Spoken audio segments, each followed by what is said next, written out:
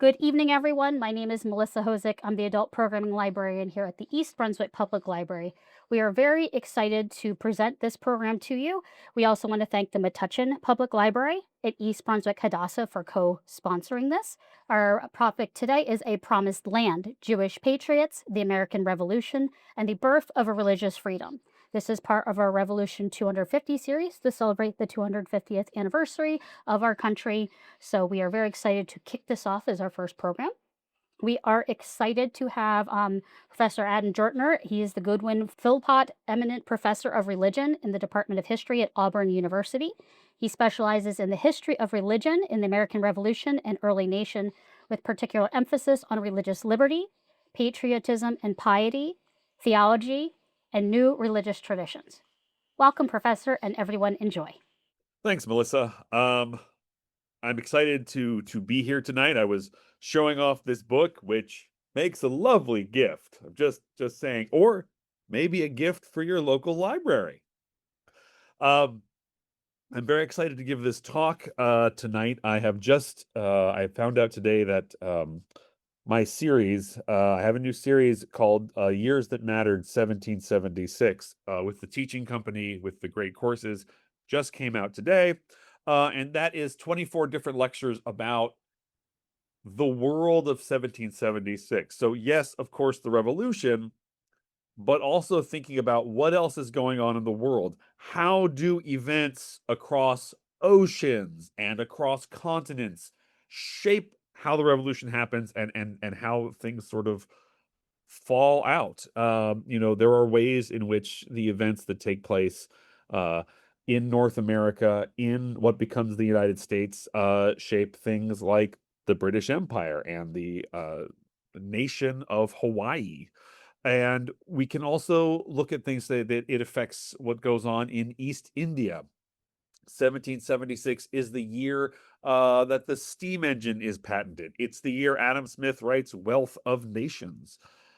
It's the first year we get a submarine. It doesn't work super great, but there is an actual submarine in the American Revolution. And thinking through these things is something I really like to do because there's an extent to which the revolution is kind of it's a war that we all know, it's an event we know, but we don't really know it. I think most of us know the first few words of the Declaration of Independence, when in the course of human events, and then our brain says yabba dabba babba dabba flubba dabba dabba, because we don't know what comes next. And that's if you're one of those people, don't worry about it. That's not your fault. It's something we're much more often told about than we are than we sort of sit down and take some time with. Um, and I think it's important for us. What I've tried to do a lot with my career and my research is to sort of say, okay, let's really look at this thing. We're supposed to know that the Patriots were good and freedom is good and we won. And I agree with all three of those suppositions. But if that's all we're thinking about, we're not really thinking about what freedom is. What does freedom do? How do we know that we have freedom? Um, in many ways, the history of the revolution is tied in with the repression of freedom. After all, one of the guys who surrenders with Washington at Yorktown was also a guy working at a British fort on the coast of West Africa to try and make sure the slave trade stayed in place. And has come to a point, I think, where there are people who are insisting at this point in American history, either that one, the revolution is all good, nothing bad happened, or two, the revolution really didn't change anything. And that brings me to the Jews of the revolution, which are fascinating for two reasons. One, nobody knew they were there. Like, we in 2026, by and large, do not know about the fact that there are Jews fighting in the American army in the revolution. And we don't really know, I don't think we really grasp how radical that really is because a Jewish man could not serve in many of the armies of Europe. He could not serve as an officer of any kind anywhere in Europe because every European country, every monarchy also has a state church. The monarchy and the church are linked. So the army is not just an army of the monarch, but an army of the church. The French army is a Catholic army. The British army is a Protestant army, and so on and so forth. And therefore, if it's a Christian army, you can't have a Jewish officer. Does Washington or the early Americans, do they ever bother with this? They do not. Jews joined the revolution in the same numbers proportional to their presence in the population, which is to say there aren't a lot of Jews in the colonial British Empire. The number of Jews in the 13 rebelling states, maybe 3,000, which is a big old 1/10 of 1%. And yet, the number of Jewish officers, if you work it out, is also 1/10 of 1%. And that is plainly just fascinating. Because here are Jews getting a chance to not only fight alongside their Christian neighbors for the same cause in the same army, they are being given positions of authority in this army, which very importantly does not have a church attached. That's really interesting. And I think the Jewish participation is also indicative of the way in which American Jews embraced the cause. One of the events I talk about in my book is that almost 250 years ago, not quite to the day, but is when it's July 7th, it'll be 250 years to the day. A guy named Jonas Phillips in Philadelphia wrote a letter to his family and friends back in the Netherlands. And he included in it the Declaration of Independence. And he writes this whole letter and he talks about how this declaration is the feeling of the whole country. And he talks about how the Americans are going to whip the British because the Americans' army is full of rookum, rookum being the Yiddish word for tough guys. And he explains, and Phillips himself served in the Pennsylvania militia. He was there in front of Independence Hall when the document is first publicly announced to the world. He sends off this letter, and we only know about it because the British captured it. The British capture that American vessel, and they see the letters written in Yiddish. Nobody in the British Army knows what the hell they're looking at. They think it's a kind of code, and it sort of sits there in their archives for 200 plus years. Someone discovered it around the time of the 200th anniversary and did the translation. But that's not how we normally think of American patriots, right? The fact that patriots are supposed to be, white guys. They're supposed to be, they're supposed to have come right from their homes carrying a gun.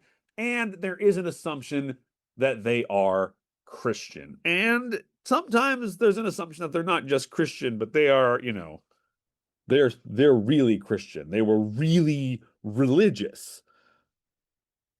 And to an extent, that has also been parlayed into this idea that America had a Christian founding, that its institutions and its causes were explicitly Christian from the very beginning. But of course, if that's the case, then what the hell are the Jews doing? Not just participating in it, but claiming full rights under it and then receiving those rights. That's one way to think about it.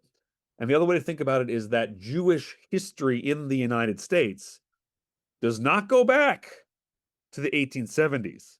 It goes back much farther. There have been Jews in the United States ever since there was a United States. So I'm going to take about 20 minutes right now to talk a little bit about both Jews and the revolution, and then sort of how the Jews interact with the revolution, and then how the revolution interacts with American Jews, which is a little bit weirder and vaguer, but you'll see my point. So let's talk about Jews and the revolution. We don't have exact numbers. We don't have an exact numerical breakdown. The statistics that are held for any time period in the United States, really prior to the 1970s, are what I like to say squishy, which means unreliable. Early in the 20th century, when there sort of the first histories of Jews in the revolution start getting written in the early 19-teens, 1920s, what historians would do is they would just go back among the muster rolls and then say, okay, does this guy's name sound Jewish? And if it sounded Jewish, check, he's Jewish. Not really a full accounting. It can be quite hard to figure out someone's religion because, and this is the important point, the Continental Army, the American Army, doesn't keep tabs on people's religion. And again, that's a distinction between the American Army and the British Army, the French Army, the Spanish Army, the Polish Army, etc. So this is a difference. The question of whether Jews could join the patriot cause, because of course it's not a war, it's a war starting around 1774. Before then, it's a movement. It's a bunch of patriots getting together. They weren't called patriots at the time. They sort of dream up that name. But the patriots make the claim that they are fighting for representation, which is to say, Parliament cannot make a law that the patriots, the American colonists, don't participate in the making of. In other words, you can't pass a law for a group of people who don't have representation in the legislature. Doesn't matter if they have much, but they've got to have something. The only British colony that has actual representatives in Parliament is Jamaica. Jamaica doesn't join the revolution. It does appear that Jews are involved in the patriot cause almost from the very beginning. And it does, as the patriot movement sort of picks up steam throughout the 1760s and 1770s, it does appear that more Jews come to join the cause. One of the reasons this is even possible is because, again, in colonial America, the church and the state are linked. So, are the patriots meeting in churches? No, because the churches are a state space. It's not, the state doesn't run it, but the church and state are allied. So where do they meet instead? They meet in coffee houses. They especially meet in taverns. And one of the taverns in New York City is just down the street from Shearith, Israel, the synagogue. There are a couple of guys who really get involved in it at this point. One of them is Mordecai Sheftall, who is one of the very few Jews living in Savannah, Georgia, but he actually becomes a leader of the Georgia movement. And when 1776 rolls around, when the rebellion is in full swing, and Georgia's governor is sort of kicked out of Savannah, the Patriots convene to form a temporary de facto government. Who do they pick as the head of that government? Mordecai Sheftall. Mordecai Sheftall could not have been elected or given any position of authority in 1775 because he's Jewish. And Jews can't hold office in the British Empire. But when they get rid of the British, they sort of also get rid of the state church as well. Suddenly that rule doesn't apply, and there's no reason not for Sheftall to sort of take that job. And that's significant because the Patriots didn't sort of sit down and say, okay, who's going to run this thing? Oh yeah, we just kicked out our governor. There's a blockade in effect, and we're probably going to have starvation conditions in a few months. So who should run this? And they pick Sheftall, and nobody says, hey, but that guy's Jewish. They just let it happen. Sheftall is eventually captured by the British. In New York City, there is Gershom Satius, who is the Hazan. There are no rabbis at this point in American Judaism. To be a rabbi, you have to be trained in a yeshiva. All the yeshivot are in Europe, and British North America doesn't have the money to hire somebody who's actually trained. There are some Caribbean synagogues that have the money, but not New York, not Newport, not South Carolina, not Philadelphia. Gershom Seixas is the Hazan. He's a cantor and he runs the synagogue.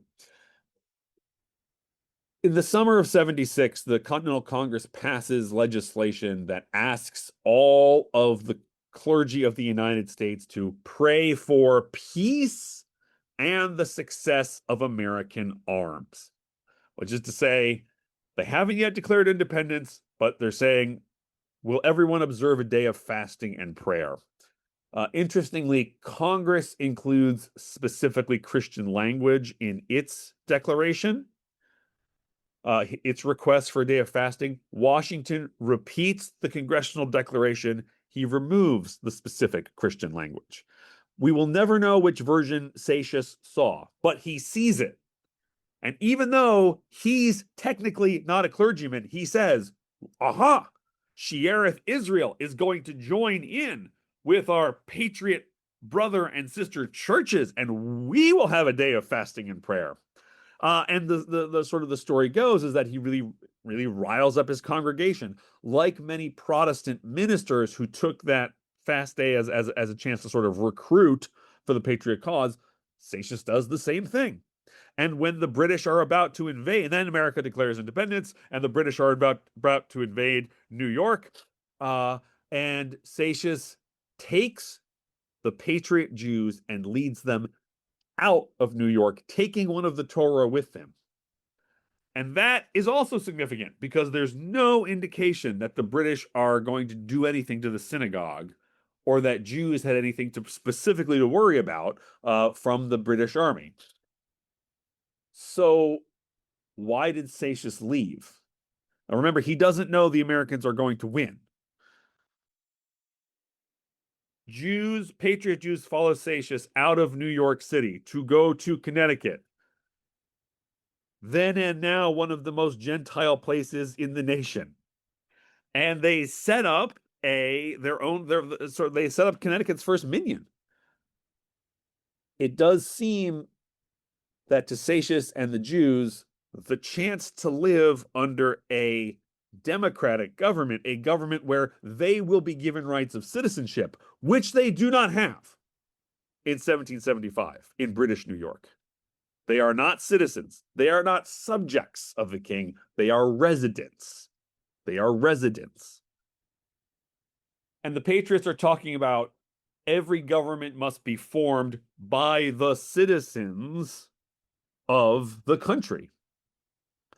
And it does sound like Jews are going to be included in this. Seixas takes advantage of this, and he leads this group of Jews out into Connecticut to live outside. They don't want to live under Tory control, and they do want to indicate to people that, yes, we are patriots. Benjamin Rush, the great doctor and signer of the Declaration of Independence, made later in life made a tally of all the different denominations and where they sort of stood. And he said the Jews in all the states are Whigs, Whigs meaning patriots. Not every Jew was a Whig, but a lot of them were.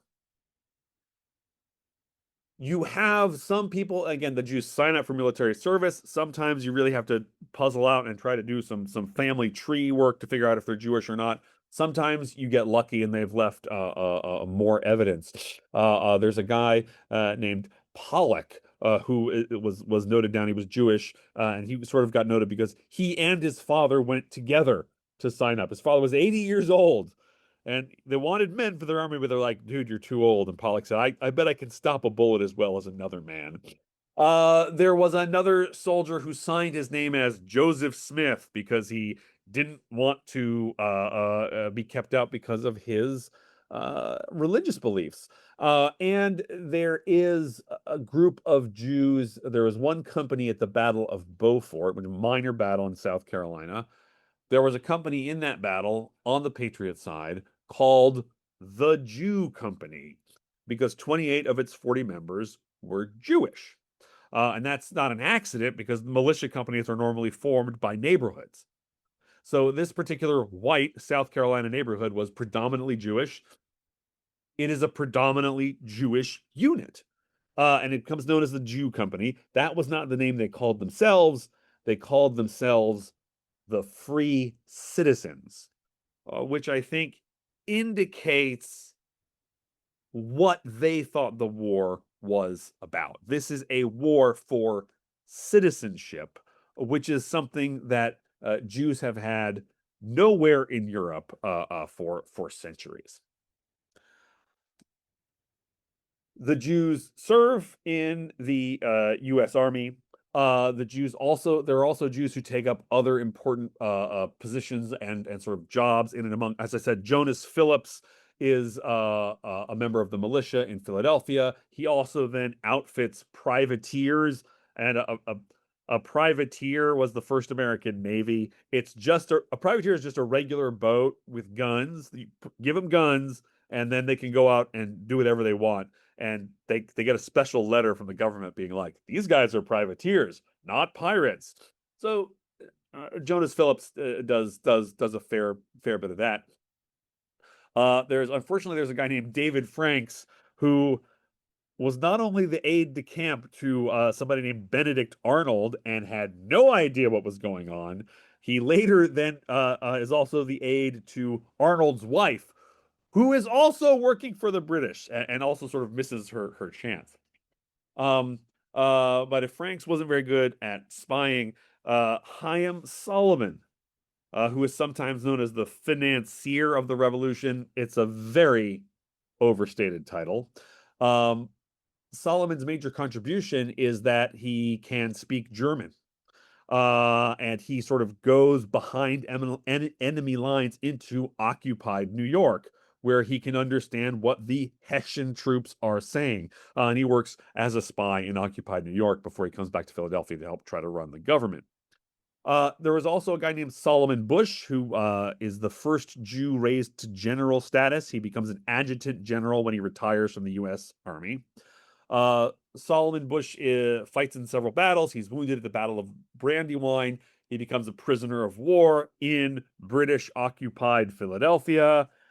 And he reports back to Washington all of the goings on and sort of which officers are meeting with which other officers, and he sort of becomes he becomes one of the inside guys for General Washington. Something else important happens in the American Revolution with the Jews. That's sort of the big picture. And those are sort of big themes: citizenship and freedom. Here is something that was a little bit of an accident, but it was really important. When the war begins, there are 5 cities in the U.S. that have a significant Jewish population. So I'm trying to reverse: New York, Newport, South Carolina, Charleston, South Carolina, Philadelphia, and Savannah, Georgia. 5 cities that have a significant Jewish population. By 1779 and the beginning of 1780, all of those cities except Philly are occupied by the British. Therefore, Tory Jews who are being loyal to the empire, don't have to do anything. You can stay at home. But if you are a patriot Jew and you are not currently among the enlisted men, and you have the means, there's only one place in the new United States that has a patriot synagogue that's open, and that's Philadelphia. So, over the course of 1780, 1781, 1782, Jews from Newport and Jews from New York and Jews from South Carolina and Jews from Georgia all sort of end up in Philly. It's the last place standing that has a synagogue. And again, if you want to live a religious Jewish life, you kind of need a synagogue. Of course, you don't absolutely need one, I understand, but you really kind of need one. There's a lot of when I'm teaching religious history, I use a technical term. There's a lot of stuff in Judaism, and I mean that in the most polite way possible. But you need a Torah, you need a yad to read the Torah, you need a lulav and an etrog, you need 10 people, you need 10 men at the time to form a minyan. So a huge number of Jews end up in Philadelphia. The Jewish population, according to one source, triples from 1780 to 1784. And they refound the local synagogue. The local synagogue was Congregation Mikveh Israel. They refound it in 1782 as a patriot organization. What do I mean, patriot organization? I mean, they get a new Hazan, they get a new president, they get a new board, they write a new constitution, and everyone who's staffing this is a patriot. And they deliberately put people on the board, not just from Philadelphia, but from around the country. So people so Mordecai Sheftal is on the board, and Gershom Satius from New York is the Hazan, and Jonas Phillips from Philly is on the board, and there's a guy they get who is from New Orleans, and he's on the board. They are building a national Jewish synagogue. This is a national patriot synagogue.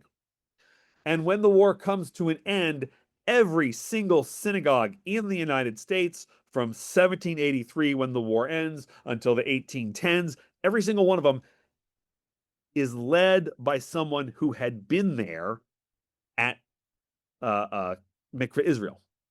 In other words, the Jews may very well be the first nationally organized religion. And of course, you have to put questions around, put quotation marks around that, because of course it's Judaism.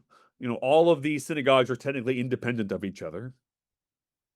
But the Jews are one of the first congregations, one of the first religions that organizes themselves as a religion in the United States. And they write a new constitution. They get rid of the old Philadelphia synagogue. I think they called it a charter, but they write a new constitution, and it's far more democratic. Much more power is put in the hands of lay people in the congregation, and the powers of the board and the powers of the president are limited, and they require each other to work together. And it really does look like some of the more democratic institutions that have cropped up in the United States since the beginning of the revolution happens. The other thing, of course, that happens is, like at any good Jewish summer camp, you bring a lot of Jews from small towns together, a lot of romances crop up. There are a lot of marriages of people, where one spouse is from Philly and one spouse is from Newport, or one spouse is from South Carolina, the other spouse is from New York. These distant families are now connected. And what connects them? Their Judaism and the fact that they're patriots. So patriot Judaism in some ways becomes an institutional basis for this first generation of independent American Jews. And that's significant because the other thing that Mikveh Israel is doing in Philadelphia in the years, the end of the revolution and just after, is they are appealing for full civil rights. Pennsylvania's state constitution required anyone who would be elected to office to take an oath that they believed in the New Testament. And Mikveh Israel goes through a fair amount of research. We still have their research notes. Both Phillips and Satius are on the committee that sort of drafts this letter. And they draft a letter sort of saying, we have fought alongside our Gentile brethren. We have been as dedicated to the cause as they have. And we believe that all citizens should have the same rights. And again, this is something that Mikveh Israel does between 1782 and 1784. The leaders of Mikveh Israel head off back home to Newport and to Savannah, and they found new synagogues in places like Richmond. And in every single state where there is a synagogue in the 1790s, the test oath vanishes from the state constitutions. Let me say that one more time so we can emphasize this. Every place in the Union that had a Jewish congregation large enough to build a synagogue gets rid of its test oath, which is to say, the idea that the state was only for Christians vanishes everywhere there are Jews, which suggests very strongly, and we can go through and find out what different founding fathers said about the Jews and Jewish participation. They're all pretty into it. But beyond that, anywhere where a law would have prevented a Jew from achieving full citizenship, that law goes away. And even in a place like North Carolina, where there are not too many Jews, and there is still a test oath saying you got to take an oath on the New Testament. Hey, guess what? North Carolina elects a Jewish guy to its state legislature in 1808. And, one of his colleagues, I'm sure he was a real winner, it's like, excuse me, Jacob Henry is Jewish. He can't take his seat. And the legislature opts not to enforce the law, which is very interesting. Because at the same time, in Montreal, under British control, in the same year, 1808, same thing happens. Jewish guy gets elected to the legislature. The law says Jews can't hold a position. That guy loses his seat. What I am talking about is there is clearly a difference in the wake of the revolution. Jews are obtaining, white Jews, and I should say white male Jews, are obtaining civil rights they did not have before the revolution began. Let me repeat that. Judaism, or in slightly different words, Judaism, religious freedom, begins to blossom and grow in the wake of the revolution. It is one of the freedoms that we can actually point to and say there is more religious freedom in these states than there was after the revolution than before the revolution. And what's fascinating is, of course, the war is not fought for religious freedom. The war is fought over questions of representation and citizenship.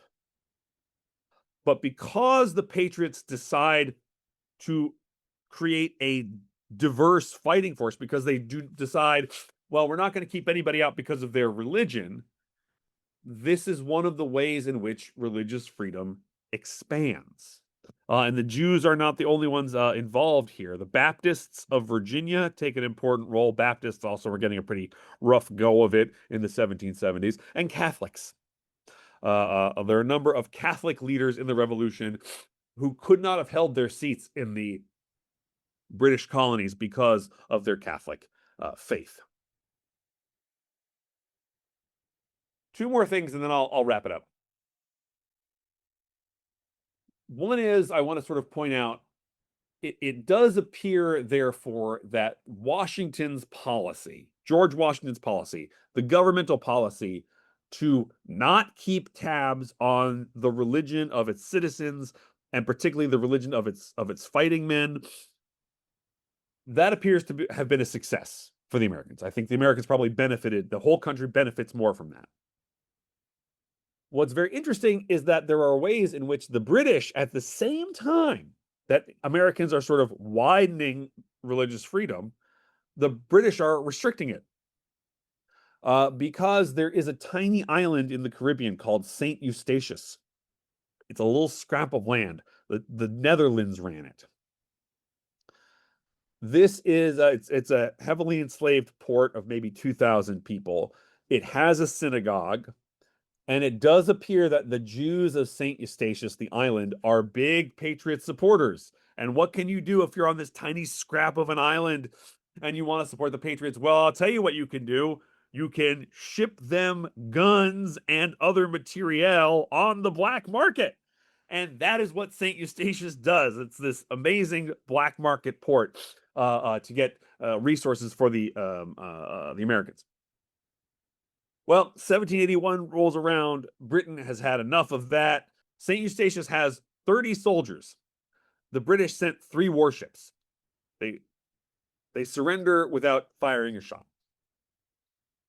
Admiral George Rodney takes over the island of St. Eustatius. One of his very first acts is to expel all the Jews. He requires all the Jewish men to be gathered into a warehouse where he strips them of their clothing, because they might have money inside of it. And then they are unceremoniously expelled from St. Eustatius. And when word of this gets back to London, there are some members of parliament who call for Rodney to be court-martialed.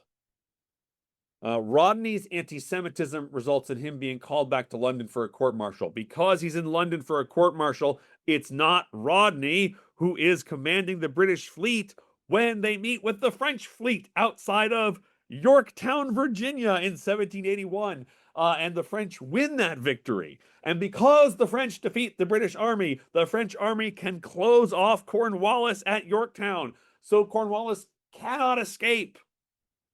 Bada bing, bada boom, the war is over. Listen, I'm not saying anti-Semitism is what caused the British to lose the war, but it did not help. It did not help the cause. Again, worth sort of thinking about here, thinking about diversity, and in this case, religious diversity in terms of its military effect. It's a net plus for the Americans. It's a net anti-Semitism, a net minus for the British. And the final thing I want to talk about is, of course, you may have heard about Washington's letter to the Newport synagogue. Of course, as the war ends and Washington becomes president of the United States, he visits Rhode Island for reasons I won't go into, does not sign the Constitution. They stay out. They're like, oh, we're gonna go it ourselves. And then 2 years later, they're like, except we're not going to do that. And they sign the Constitution. So George Washington visits them, and the Hebrew congregation of Newport writes Washington a letter. And it's a very famous letter because they sort of they're like, oh, Washington, you're great. And then they ask him, as people who have hitherto been denied the full rights of citizenship, we ask, will you give us a government that gives to bigotry no sanction, to persecution no assistance? Remember, these are the Jews who are outside of the United States at this point. They're the Rhode Island hasn't joined the Union. The Rhode Island Jews see in the U.S. a chance for Jewish men to be full citizens in a way they have not been in hundreds and hundreds of years in Christian European societies. And Washington writes back with a resounding, you guys are in. He says, it is no longer toleration that is spoken of, as if it were merely by some act of toleration that one citizen were allowed, that another citizen, one citizen allows another citizen to enjoy his rights, which is to say, this is not about toleration, this is about citizenship. You don't have your right to be Jewish or your right to have your own religion because it doesn't bother us. You have that right because you are citizens. And all that is required is that you conduct yourselves as good citizens. And if that happens, Washington says, then we may actually see sort of referring to the biblical passages of the swords and the plowshares, and each will sit under his vine and fig tree, and no one shall terrify you. So when we ask the questions, sort of, I don't know if you guys are going to do sometime in the next 4 weeks, you'll probably be asked the question, what is freedom? And this is something to think about. Freedom isn't just a good feeling that we get. Freedom isn't the ability to do whatever we want. Freedom is different, even I would say, than patriotism, although all these Jews were pretty patriotic. Freedom is the ability to think for yourself and to choose how you will or will not worship God for yourself, and to not lose any civic rights because of that. That's what freedom, at least in terms of religious freedom, that's what freedom is. You not only have the right to believe what you want, but as long as you are acting as a good citizen, you do not lose any of your rights or privileges because of that. The United States has not always lived up to that promise. who possibly could, but I digress. But I think from the very beginning, in the actions of the Patriots of Mikveh Israel, in the actions of the Georgia Committee of Safety, who appointed Mordecai Sheftall their head, in the words of George Washington, I think the intention is there that having fought this war for representation, they were not going to sacrifice the rights they had just gotten in order to establish a particular religion, but instead they choose to expand religious rights. And the Jews, as the largest non-Christian, predominantly white group in the nation, really, I think, proves that and shows that. And that's why it's a useful thing to know about, whether for Jews, Gentiles, and people in between. And that's my story. The New Orleans Charter specifically excluded Jews. Did any Jews there fight for the Patriots? Um, the answer is yes and yes. Um, so New Orleans, and all of actually every place in North America, every place in North and South America that is under French control is under a law from the French king that is known as the Code Noir or the Black Law.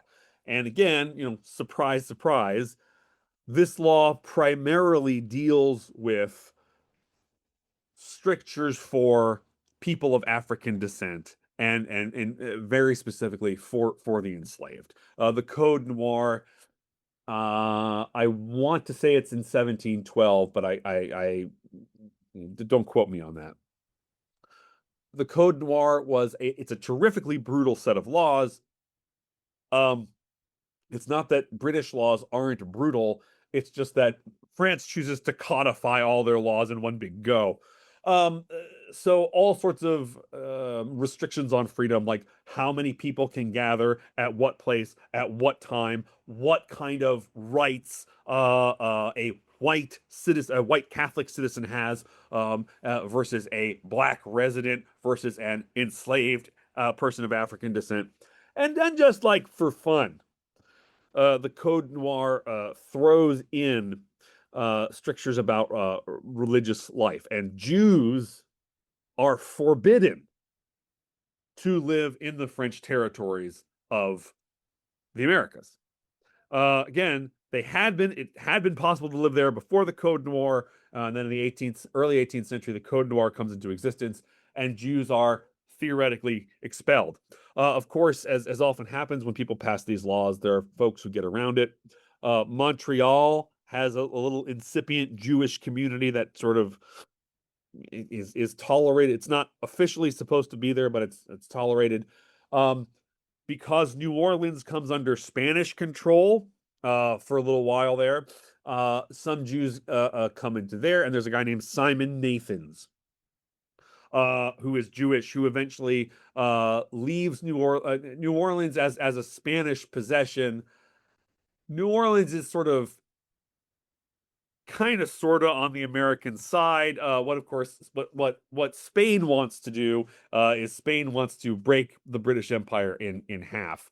But Simon Nathans does find his way to the United States, and he does join in some of the fighting. And he is the guy who eventually becomes one of the members of the board of Mikveh Israel. Our next question. Just curious, were there any Jews in the Continental Navy or Marines or just the Army? That is a great question. I know for again the Marines I do not know. But if you're really curious, I think Melissa can give you my email and we can address that. I'm sure I have a note about it somewhere. Um, in terms of the Navy, it depends what you mean by Navy. Now, let me be clear. The Navy doesn't check people's religion either. So I'm sure there were Jews in the official Navy.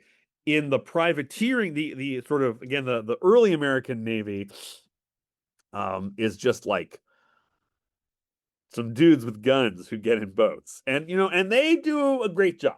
Again, I'm not trying to disparage them. I'm just sort of pointing out that again, it's not like the Americans declare independence and then suddenly we have the modern American military apparatus. They didn't have anything. They were doing the best they could.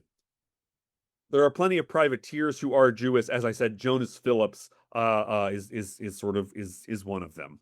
And to say nothing of the Jews from Saint Eustatius who are gun running out of the Caribbean to supply the American army.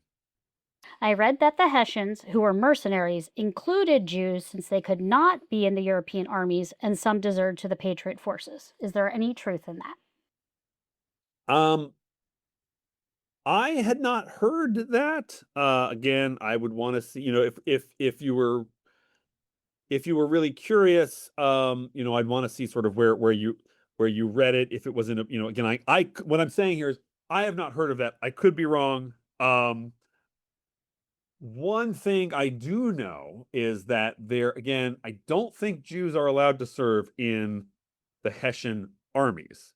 Again, Britain is hiring Hessians as mercenaries, but they're giving money to the government of Hesse to get those, because of course the King of England is from a royal family that emerges from Germany. Again, this all again, George the Third is a native Briton, but George the First barely spoke English. He was born in Germany. So anyway, good story. I don't know that there were any Jews in the Hessian army. However, there are Jews in the auxiliary group that come with the Hessians. One of them is a guy named Abraham Zuntz, Zuntz. Zuntz is one of the guys sort of providing food and supplies for the Hessian troops. And Zuntz is with the Hessians when they occupy New York City. And as I said, there are some Tory Jews, loyalist Jews who remain behind in New York. And wouldn't you know it, they pick Abraham Zuntz to be the next Hazan. So again, Gershom takes the Patriot Jews, he takes one of the Torahs, and he leaves. And then the British invade, and they win. And who do they pick to lead the congregation now that Satius is gone? They pick this Jewish guy who came in with the German forces. Again, probably because of his position as sort of both a Jew and someone who spoke German and who had some kind of an in with the occupying forces. And Zuntz is a really interesting guy because he stays on as he's the Hazan throughout the war. Once the war comes to an end, Gershom Satius returns to New York. Gershom Satius takes his position as Hazan, but they ask Abraham Zuntz to stay on as part of the board of the New York synagogue. Again, sort of in much the way that a number of loyalist families and loyalists are asked to take certain positions in the new social organizations, sometimes government organizations. They ask Zuntz to stay on, and then when Zuntz get married, who do you think performs the ceremony? Why, yes, it's Gershom Satius. So Zuntz is definitely a European Jew who comes over, serves the British forces, but then ultimately joins the new American nation. I want you to talk a little bit more about your book, any other things that you didn't include here that people might want to read, and where they can purchase it and check it out. Sure. Well, this is A Promised Land, Jewish Patriots, the American Revolution, and the Birth of Religious Freedom. Available wherever fine books are sold. You will also be able, the American Jewish Historical Society is about to have a major exhibit called Jews and American Democracy, 250 Years.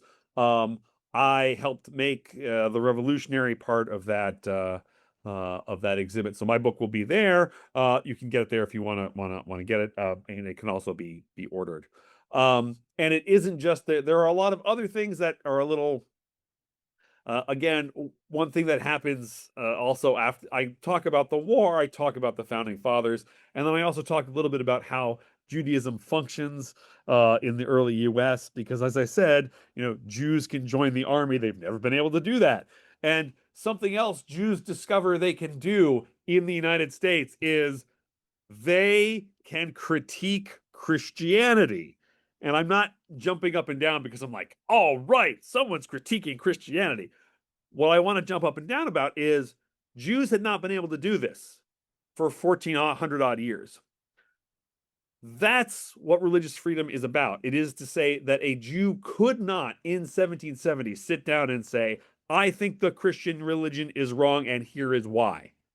Because that would be blasphemous and it would be treasonous because you can't attack the state church. So I talk a little bit about that. We also talk about how sort of religious traditions in Judaism change in the United States and all sorts of other interesting, where will the 250th anniversary celebration be held? It is at the American Jewish Historical Society in Manhattan. So we want to thank Adam for joining us tonight. I learned a lot. I'm a history nerd, so getting to chat with you even before we started recording was really fascinating. I wish you luck with your courses and everything, and happy 250th to everyone. Happy 250th, everybody.